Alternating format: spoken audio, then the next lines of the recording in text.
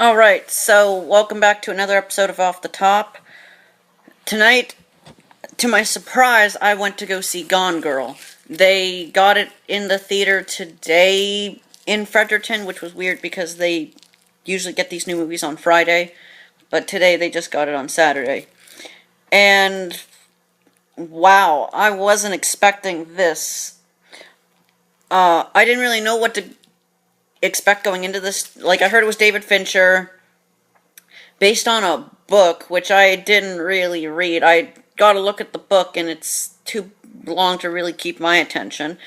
But I started watching this movie, and I was intrigued, but I was a little bit bored. It was like the stereotypical, oh, you killed your wife, no, I didn't, shit. And then I fell asleep. I'm not gonna lie. I fell asleep for like a half an hour of this film.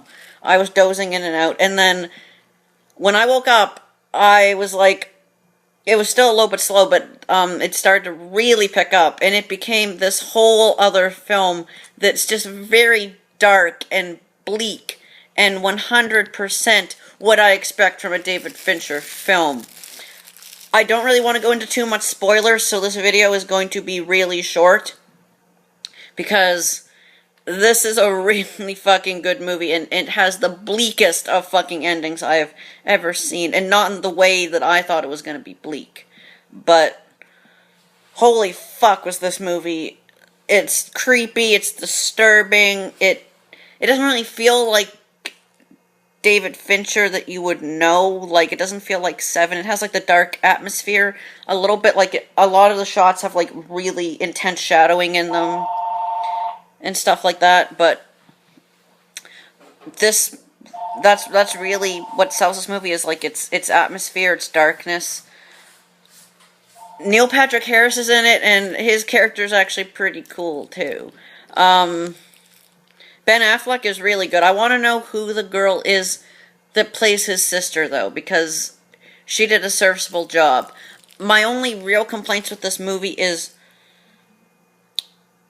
well, okay, I'm going to go into a little bit of spoiler territory. The wife fakes her death, and she is the most manipulative, evil, corrupt, sociopathic bitch on the history of the world. Like, Jesus Christ. The female police officer is very, like, I don't know, all the women in this film are, like, really bitchy and stupid and jump to conclusions over nothing. Like, even the sister, she's a little bit bitchy for a little bit, but then she's like, oh, Ben Affleck, like, you know, your wife is crazy, she fucking framed you and ran off. The only other accolade I can, or whatever, like, congratulations I can give is to Tyler Perry. Holy Christ. This is way fucking better than Temptation.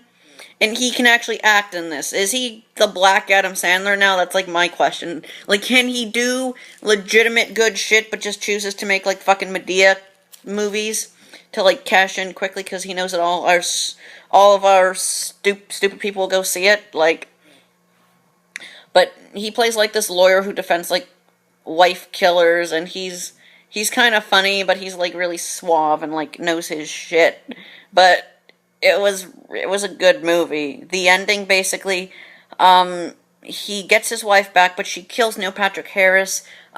She frames Ben Affleck for her murder, plans to run away and like let him die. But she ends up getting robbed, and Neil Patrick Harris sees her.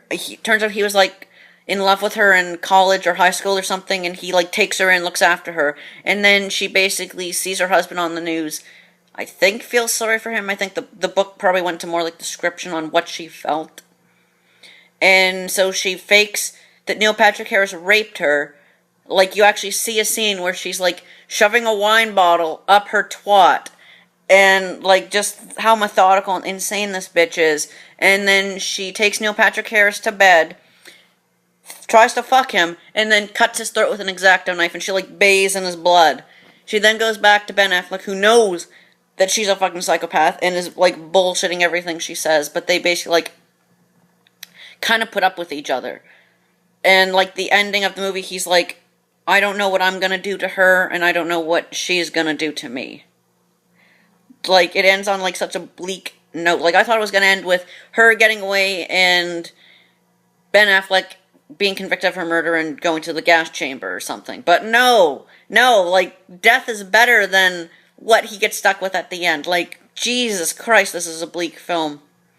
And, like, one of her lines there, it's like, you're psychotic, you're making my life a living hell. So he's like, oh, well, that's marriage. Like, it's not played for laughs, and, like, the scene itself isn't funny, but it's the way she says it. It's so creepy and unnerving.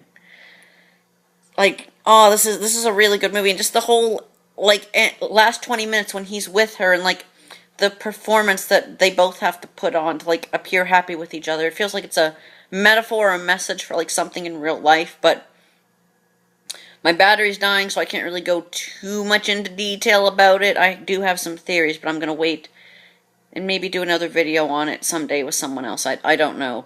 But this was a really good movie. Like, if you're into David Fincher movies and you have time to kill, go see this movie. It is worth it. Like, I didn't really feel the 2 hours and a half length time until, like, really close to the end, when it felt like it was carrying on a little bit, but really, it's good. It's not like one of those cheap seat movies. If you like David Fincher, go see this. If you like kidnapping movies, go see this. If you like murder mysteries, just go see it. This is a really, really good movie. I don't know what my next video is. Like, this one was a surprise to me, and next week the work is kind of picking up, so I'm just going to play it by ear. And if you like this video, comment on it, like, subscribe, and I'll see you all next time.